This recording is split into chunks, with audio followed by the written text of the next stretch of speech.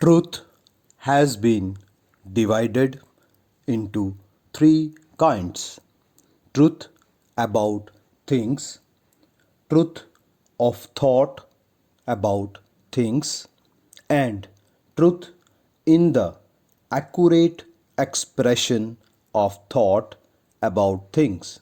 Stop. According to ancient authorities, truth could be said to be a correspondence between thought and thing. Stop. It seems perfectly easy for anyone to think accurately about a thing with which he is quite well acquainted. Stop. But the case is not quite so simple as that, and there is without doubt a great deal to be said before it can be called simple.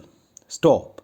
Suppose an unfortunate accident occurred in a London street and that six people witnessed the accident and were asked to relate exactly what had happened.